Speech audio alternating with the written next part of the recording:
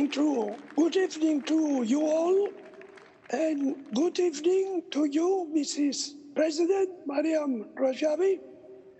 It is a great pleasure for me to participate once again in the Iranian resistance grand gathering, even if this year, in view of circumstances, we do it online. Anyway, online or in presence, our commitment and enthusiasm is always the same. There are things that do not change in Iran. And the pain of the 1988 massacre of 30,000 political prisoners remains in the heart of families because justice has not been achieved yet.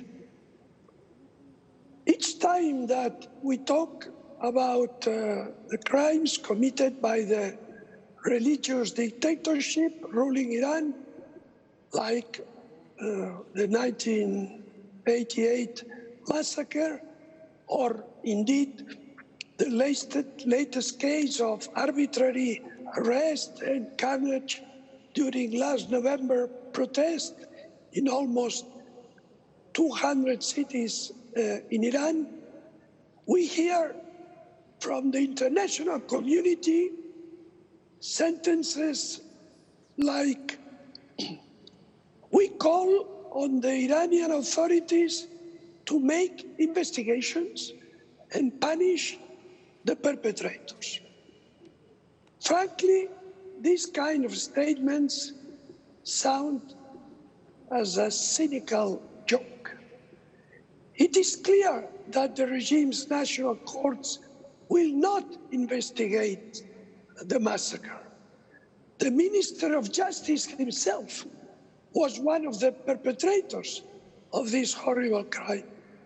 The Supreme Leader, Khamenei, was involved in it and defends such atrocity.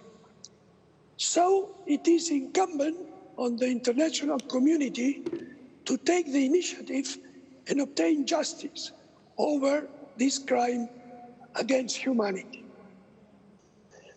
A question that many people make is the following. Why is the international community, United Nations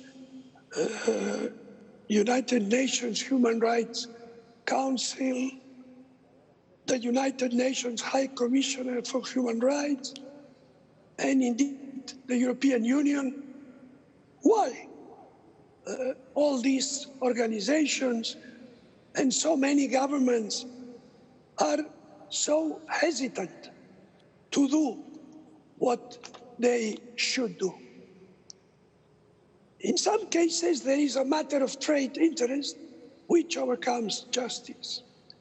Sometimes it is due to political considerations, as the appeasers feel shy to convey to the Iranian authorities that their brutality cannot be tolerated by the world community.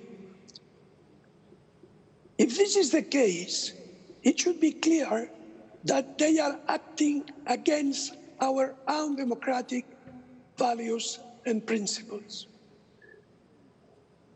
We also hear things like, oh, we cannot interfere with the internal matters of Iran.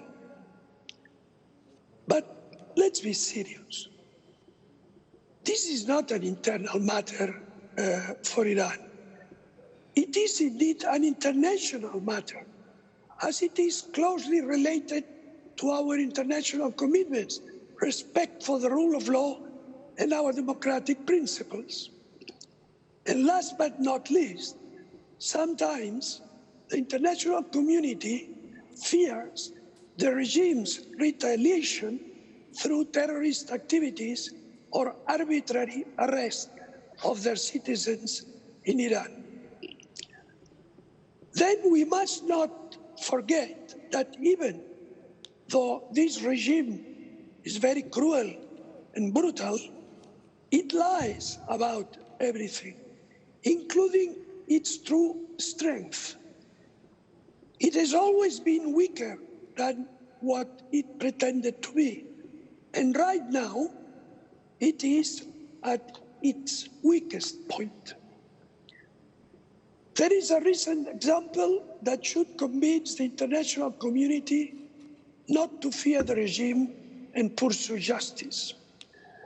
We all know that trial of Asadullah Assadi, the terrorist bomber diplomat of Iran who was to bomb the large gathering of the Iranian resistance in Villepinte in July 2018. We know that this trial started in Belgium 4 days ago. Over the past 2 years, the clerical regime made every effort, including diplomatic pressure, economic incentives, taking European nationals hostage, and even terrorist threats to prevent Assad's trial and to secure his release. But all these attempts proved to be futile due to the will of the relevant Belgian authorities. Therefore, it is indeed a matter of political will of the international community to pursue justice. Then we will see that the regime is unable to bully us and justice can be achieved. The mullahs are aggressive when they feel the fear in their interlocutors, but they pull back as the coward they are when they confront strong and resolute opponents.